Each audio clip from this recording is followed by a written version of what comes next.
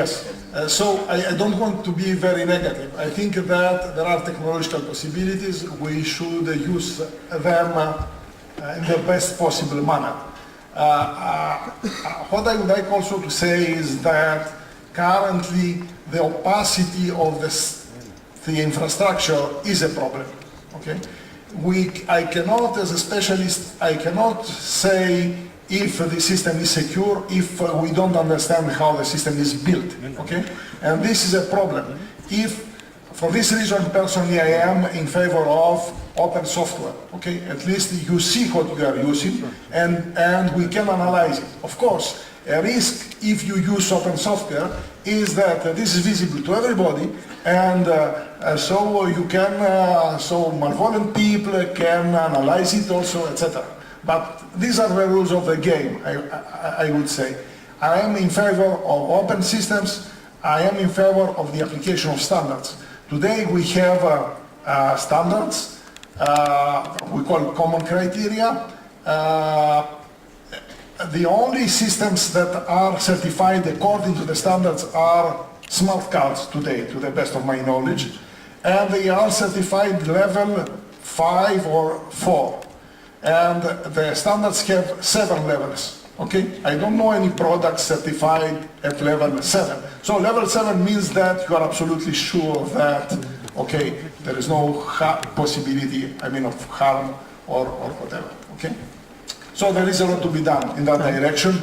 I think more transparency systems is very important. And this can be enforced by governments and organizations, should be enforced.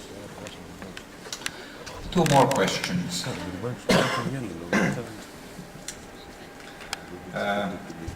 Microphone.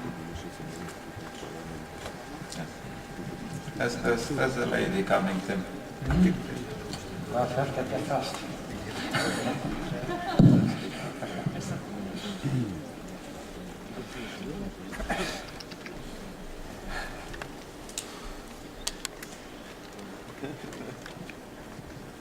Thank you. Tim, I just to remind, you came from CERN, and you must know very well that now CERN is a leader pushing the grid in not only in Europe but also in the world. And many items which was presented in your talk are more or less realized in frames of a grid, construction of grid infrastructure, which is more or less covers all items. And how you can comment interaction between web science and grid? Well, it's interesting that the grid has been, I think, developed with too little connection between the people developing the grid and the web, and in particular the data, web of data. The grid has had a very particular specialization for high energy physics. High energy physics has a particularly huge data rate. It has particularly, for example, and so there are some, you could argue that there are problems that the grid was designed which really are sort of rather extreme, and so that technology is justifiably separate from the data grid technology, from the data, the web of data, from linked open data. But I think there's an issue. I think the problem is we have different communities, and yes, I think that every system that has grid data should have a Sparkle server, which is a semantic web endpoint which would allow anybody to access the data. Just as for the web, as I said, if you draw a line through the web and say, well, on this side is going to be academic data, on this side will be commercial data, it wouldn't work. Similarly, if you draw a line through the data and say this sort of data will have on the grid and this sort of will have on the semantic web servers, then the whole thing is dysfunctional. So integrating the two, I think hopefully that we'll find that a lot of useful work has been done by both sides, and we'll be able to put some shim layers in that the modeling of data which has been done on the grid side will naturally translate into to semantic web ontologies, that wherever grid services exist, then Sparkle services, which are semantic web services, can be provided, and so on. So I think it would be great if we saw some conferences, more conferences bringing people together across. And I know there's a set of people who do specifically spending their time trying to make sure that those two communities are bridged and the two technologies are bridged as well as possible. Thank you. One last question, the gentleman at the corner. Yes, just a very simple question, I think. Do not move. Yes, thank you. Both gentlemen have been speaking about security and how to build security and all that kind of systems. How is the possibility today to build a very secure mobile phone? It's a very simple question. I heard that President Obama was just convinced by his security people to give up his 3 Blackberries and give a new and take a new one which has been instructed by his security counselor. Thank you.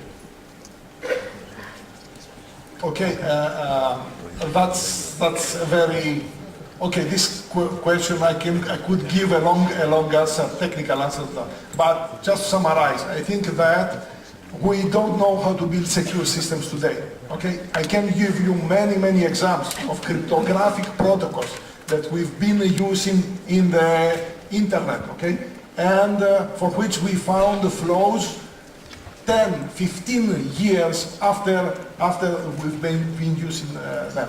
If you Google, say, vulnerability reports in Google, okay, you will see that every day we discover flaws in systems, okay? So we say, take care, Internet Explorer is not safe. I mean, no, Internet, Mozilla, okay, Adobe Reader, etc., okay? So the security question is a very complex one, and it's a very complex one. Why?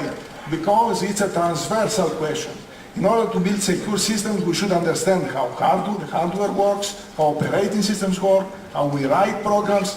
If we don't understand how the application software works, we cannot guarantee, okay? And there are always vulnerabilities in systems. So I think that the president, I mean the people who advised President Obama to change or to take care, they were right. Tim? You're covered. So, with this, I think the time is now drawing near for bringing this evening, or this part of the evening, to a conclusion by thanking our speakers, Wendy and Tim, and Joseph, by thanking the Foundation of the Hellenic World for making this all possible. And just before you're released to get a drink in your hand, allow me to say something specifically addressed to the students in the audience, and I see many of them. And this I shall say in Greek. Αυτά που ακούσατε απόψε, και αυτά που θα ακούσετε αύριο και μεθαύριο,